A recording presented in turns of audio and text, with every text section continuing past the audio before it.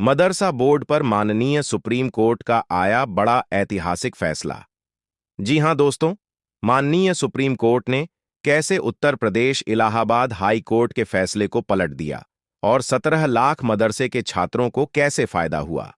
दोस्तों, आज इस वीडियो में आपके सामने इस फैसले से जुड़ी बड़ी खबर और बड़ी जानकारी रखी जा रही है। आज ये ऐतिहासिक फैसला माननीय सुप्रीम कोर्ट के द्वारा आया है। जैसा कि आप लोगों को पता है कि पिछले दिनों उत्तर प्रदेश के अंदर जो मदरसा बोर्ड है, मदरसा एक्ट 2004 को लेकर विवाद छिड़ा था। इलाहाबाद हाई कोर्ट ने मदरसा एक्ट 2004 को एक तरीके से खारिज कर दिया था, लेकिन इसी फैसले को चुनौती देते हुए माननीय सुप्रीम कोर्ट में अर्जी दाखिल की गई थी। माननीय सुप्रीम कोर्ट में इस मामले को उठाया गया था और आज इस पर बड़ा ऑर्डर और बड़ी जानकारी सामने आई है।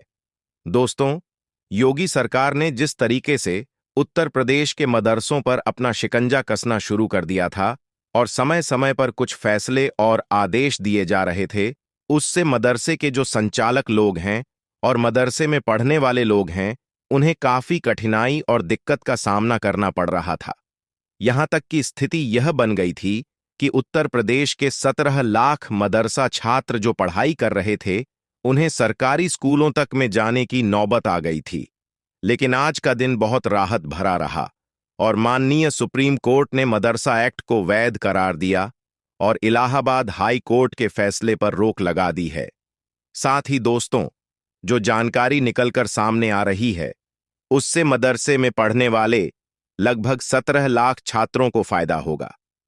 देश भर में मदरसे संचालित किए जाते हैं और केवल मदरसों की ही बात नहीं है, सभी धर्मों के अपने अपने धार्मिक संस्थान होते हैं। अगर आप देखें, मुसलमानों के लिए मदरसे हैं। अगर आप सनातन धर्म के लोगों के लिए देखें तो वहां पर गुरुकुल हैं और ईसाई धर्म के लिए मिशनरी स्कूल हैं, जहां उनके धार्मिक ग्रंथों की पढ़ाई और जानकारी दी जाती है। ऐसे में सवाल यह भी उठता है कि आखिर मदरसों पर ही क्यों इतनी सख्ती बरती जा रही है?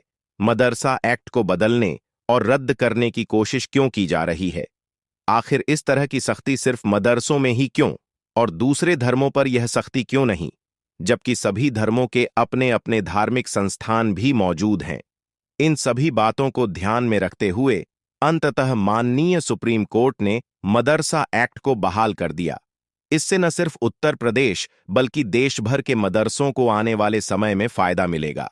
दोस्तों, उत्तर प्रदेश में लगभग 17,000 मदरसे हैं, जिनमें लगभग 17 लाख छात्र पढ़ाई करते हैं। इसके अलावा यहां पर जो शिक्षक हैं, उनकी संख्या अलग से है। बहुत सारे लोग मदरसों से जुड़े हुए थे। कोई पढ़ाने के काम में लगा हुआ था तो कोई पढ़ाई कर रहा था।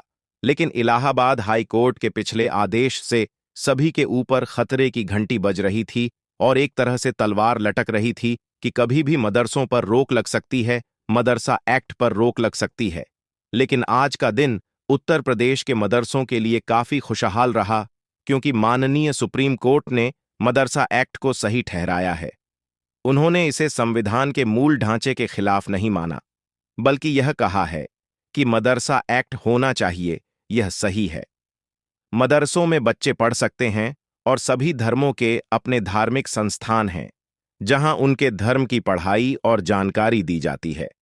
हालांकि यह भी जानकारी सामने आ रही है कि मदरसे के बच्चे हों या अन्य किसी भी जगह के बच्चे, उन्हें गुणवत्तापूर्ण शिक्षा मिलनी चाहिए। उनके रहन सहन, खान पान और उनके स्वास्थ्य के संबंध में भी चिंतन किया गया है। तो ऐसे में दोस्तों, मदरसों के उस्तादों और स्टूडेंट्स के लिए बड़ी खुशखबरी है कि आज माननीय सुप्रीम कोर्ट के इस फैसले से उन्हें राहत मिली है।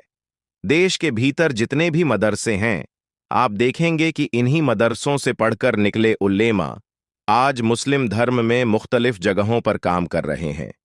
कहीं मस्जिदों में इमामत कर रहे हैं, कहीं मदरसों में असातिजा के रूप में बच्चों को पढ़ा रहे हैं, तो कहीं दारुल इफ्ता में इस्लामिक फतवे जारी कर रहे हैं। वहीं दोस्तों, अजान से नमाज तक, जनाजे से लेकर शादी ब्याह के निकाह तक ये उलेमा ही मुख्य भूमिका निभाते हैं।